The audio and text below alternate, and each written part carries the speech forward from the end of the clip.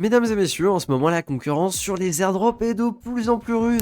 Non, je rigole complètement, en fait, il y a absolument plus personne sur la blockchain, on a un cas de gouet toute la journée, c'est vraiment pas l'as pour nous. C'est assez fou que quand tu regardes la heatmap sur les 7 derniers jours, eh bien le jour là où il y en a eu le plus, il y avait 16 gouets de moyenne sur la journée. Et actuellement, pour information, on a une moyenne à peu près 7 gouets. On notera également que l'intérêt au niveau de la crypto est totalement retombé, chose que je peux voir directement sur Google Trends, ou encore au niveau des stats que j'ai sur ma chaîne. Il n'aura donc pas fallu plus de quelques semaines là où le marché est un petit peu plan-plan pour que tous les touristes partent. S'il y a quelques mois on m'avait dit que dans le futur il y aura un moment là où Ethereum il sera à plus de 3000 $ et les gouets seront entre 3 et 5 toute la journée, et ben j'aurais tout simplement pas cru cette personne, j'aurais dit qu'il était complètement fou et que les gens seraient en train de faire des transactions par dizaines. Eh bien figure-toi qu'absolument pas. Alors pendant que les gens abandonnent, ici on va regarder comment avoir un coup d'avance sur la crypto et surtout sur les airdrops avec certains outils. On va commencer par un premier que tu connais probablement mais dont tu ne connais pas une certaine version. Il s'agit de NFT Copilot qui n'a de NFT que le nom, tout simplement car il s'agit d'un tracker pour checker ton activité sur différents airdrops. Depuis peu, ils ont fait pas mal de mises à jour et surtout ils ont rajouté pas mal de checkers qui sont super cool. Je pense notamment à celui-ci pour Hyperlane. On va checker mon adresse et voilà, il peut voir que sur cette adresse-là, j'ai une transaction, que j'ai touché une chaîne sur 18 et que j'ai 850 $ de volume. Faut dire que sur ce wallet-là, j'ai pas essayé de taper très fort pour le moment.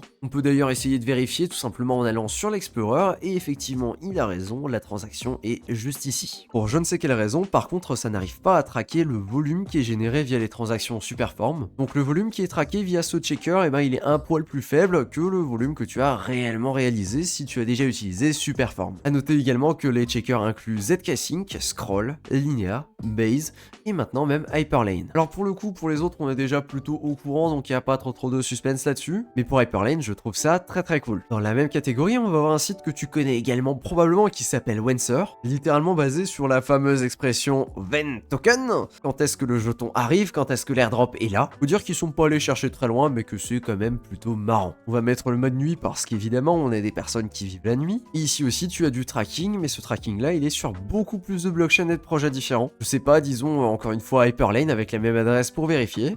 Et voilà, ici il nous sort à peu près les mêmes informations mais avec un dashboard un petit peu différent. C'est donc particulièrement pratique si tu as différents wallets et que tu sais pas trop là où tu en es avec chacun d'entre eux. Si ce sont des outils qui t'intéressent, je te mets ça directement en description. Voilà, alors ça, on est d'accord, c'est du relativement classique, c'est du vu et du revu. Si tu es dans les airdrops depuis un petit moment, tu les connais déjà très probablement. Et un autre outil que tu connais peut-être déjà, c'est le Grimoire du Mage. Du coup, est notre newsletter qui fait le récap de l'actu airdrop une fois par semaine. Alors je vais te montrer un petit peu à quoi ça ressemble. Tu peux la retrouver juste ici, on peut checker la dernière édition, c'est-à-dire le Grimoire du Mage numéro 23. Et en fait, cette édition-là, c'était l'édition de la semaine dernière, donc du 4 mai, et elle fait le récap de l'actu airdrop qui s'est passé la semaine d'avant. Comme par exemple le fait que maintenant le live du mercredi est disponible sur Spotify, mais également tous les claims et une petite review de toutes les informations importantes qu'il ne fallait pas louper. Je sais qu'être dans la crypto, c'est particulièrement chronophage, et donc on partage ça gratuitement. Et si tu souhaites recevoir la prochaine édition qui du coup sera publiée ce samedi à 18h, eh bien tu peux t'abonner gratuitement avec le premier lien en description. Parlons d'un autre outil que j'ai également déjà mentionné, mais là on va aller bien plus loin aujourd'hui dessus, parce que je vais te montrer des exemples concrets de comment t'en servir. Il s'agit évidemment de Dune Analytics, l'un des meilleurs projets pour choper des datas. Alors tu vas me dire très bien, c'est cool, mais je m'en fous de savoir combien de gens ont fait des transactions, etc.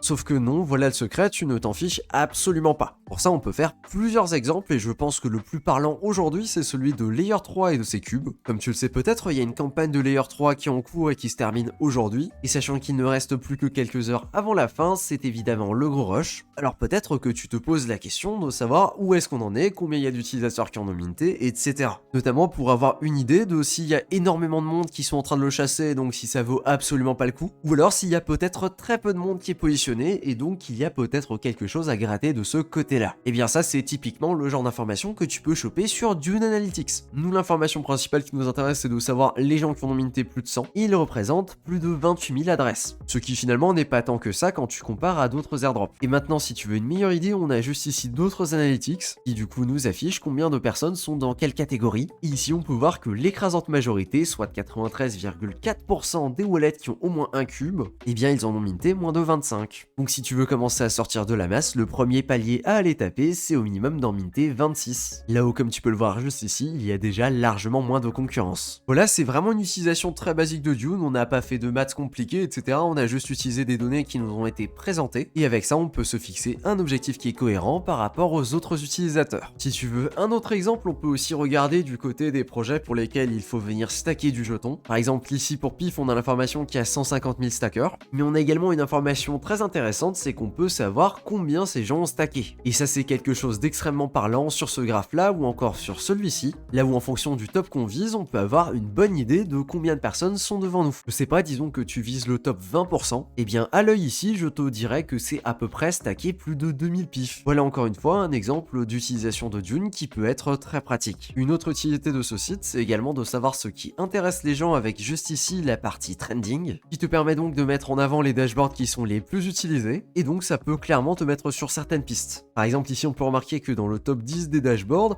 eh bien il y en a plusieurs qui font référence à Layer 3, et donc même si t'es pas au courant qu'il y a une campagne pour Layer 3, tu peux faire le lien assez facilement. Et on peut également voir ici qu'il y a de l'intérêt pour un airdrop numéro 2 de Degen, et qu'on retrouve encore une fois ici un petit peu plus bas. Donc il y a peut-être quelque chose à faire également de ce côté-là. Pour le coup, ce sont vraiment deux façons dont j'utilise beaucoup Dune Analytics parce que c'est très précis et ça donne énormément d'informations. Et surtout des réponses à des questions que tu pourrais te poser et pour lesquelles tu n'aurais pas les moyens techniques d'avoir la réponse. Alors que sur Dune Analytics, il y a peut-être quelqu'un qui s'est posé la même question et qui s'est dit on va en faire un dashboard et on va présenter les données. Donc un outil très très pratique à garder sous le coude. En autre outil, celui-là je l'avais déjà présenté, il s'agit du guide des airdrops de Red, qui du coup est pas mal actif sur Twitter et qui met à jour régulièrement son dashboard. Et donc je te fais un petit coucou si tu passes par ici. Et donc qui a réalisé un dashboard qui est très très sympathique, qui récapitule une grosse partie des airdrops en cours. Alors je sais que vu comme ça c'est quelque chose qui fait particulièrement peur, on est d'accord là-dessus, mais c'est également très intéressant parce qu'on va pouvoir filtrer. Je t'explique comment ça fonctionne. Sachant que c'est sur Notion, tu as donc accès à différents filtres juste ici, et là en fait c'est à toi de renseigner ce qui va t'intéresser. Je vais donc cliquer juste ici sur ajouter un filtre, peut-être que j'ai une contrainte de budget. Ici les critères qui vont bien, je trouve que c'est ceux qui sont en dollars, donc on va par exemple avoir soit les projets qui sont gratuits, entre 200 et 400 dollars, entre 400 et 1000 dollars, ou encore 1000 dollars et plus. Disons que je cherche uniquement les projets gratuits, je vais donc cocher projet gratuit, et voilà comme tu peux le voir, il nous a fait une liste avec tous les projets qui sont classifiés en tant que gratuits. Alors évidemment à partir de là, il faut quand même aller chercher un petit peu plus loin, il faut quand même aller regarder ce qui se passe sur chacun de ces projets là, mais ça peut clairement te donner des pistes si tu cherches de nouveaux projets à aller chasser. Et on peut également aller filtrer par écosystème, ou encore par exemple par clem en cours, et on peut également aller filtrer par d'autres paramètres, je sais pas, par exemple par montant levé, et vu le nombre de catégories différentes, eh bien tu peux très facilement t'amuser à venir filtrer en fonction des paramètres qui t'intéressent, et ce pour pouvoir tomber sur des projets qui te conviennent. Voilà donc un outil très pratique que je te mettrai également en description. Dans le même genre, on va avoir DeFi OneClick qui fait à peu près la même chose, sauf qu'ici c'est en anglais, et encore une fois c'est aussi le même objectif, c'est-à-dire que tu peux filtrer en fonction de ce qui t'intéresse, que ce soit le statut de l'airdrop, s'il est confirmé, si c'est une rumeur ou alors si c'est déjà terminé, de son type d'écosystème ou alors de sa blockchain pour être plus précis, ou encore si tu veux que le projet ait levé une certaine somme minimale. En plus, il y a des petits guides pour chaque projet, mais par contre, c'est des guides qui en général ne sont pas si exceptionnels que ça. En tout cas, pour les ressources que j'ai trouvées sur certains projets que j'ai checkés, il n'y avait rien de mirobolant. Par exemple ici, pour Zeta Chain, au niveau des informations, ils en sont encore au tout premier clem. Donc je me permets de le mentionner quand même parce que peut-être que t'aimes bien l'interface, peut-être que tu vas y trouver ton compte, mais personnellement, c'est clairement pas mon outil préféré. Ensuite, est-ce que t'étais au courant que sur DeFi Lama, tu avais une catégorie airdrop? Alors ici aussi, c'est un outil un petit peu particulier parce qu'il est particulièrement fourre-tout. C'est-à-dire que tu peux trouver des choses qui n'ont absolument rien à voir dans la liste. Il suffit que tu filtres par exemple par TVL et tu vas retrouver Portal de chez Wormhole. Tu vas également retrouver Zeta et Drift qui pour le coup sont quasiment terminés à ma connaissance. Et également plein de noms très bizarres pour lesquels ce sont des projets que je ne connais absolument pas. C'est donc à mon sens plutôt une recherche pour essayer de tomber sur des nouveaux projets, des projets que tu ne connais pas encore spécialement. Et ce dans l'objectif de trouver des pépites qui peut-être feront un airdrop dans le futur. Le point commun de la majorité de ces projets là en tout cas c'est qu'ils n'ont pas encore de jetons. Et donc c'est pour ça que DeFi Lama va venir les mettre dans la catégorie airdrop. Et si tu veux aller plus loin dans tes recherches et que tu veux même pouvoir filtrer par des projets qui par exemple ne sont même pas encore totalement live ou alors disponibles sur DeFi Lama, tu peux aller sur un site qui s'appelle Crypto Fundraising et ce site là a pour objectif de référencer toutes les levées de fonds. Sur la première page on va du coup avoir les dernières, donc juste ici comme tu peux voir elles sont datées de mai 2024 donc c'est vraiment les dernières, les plus récentes et encore une fois ça peut te permettre de tomber sur des projets qui ne sont pas listés à d'autres endroits. Typiquement ce truc là qui s'appelle Arbelos Markets, j'en ai jamais entendu parler donc on peut regarder ce que c'est et pour le coup en regardant très rapidement ça a l'air d'être plus une entreprise qu'un projets crypto, chose qu'on peut également venir identifier en regardant directement sur le site. Crypto Fundraising, c'est donc le fourre-tout ultime, là où tu as vraiment tous les projets qui vont faire des levées de fonds. C'est donc très cool parce que tu as toutes les informations à la source. Et le petit souci là derrière, c'est que ces informations-là, elles sont brutes et donc c'est à toi d'aller les traiter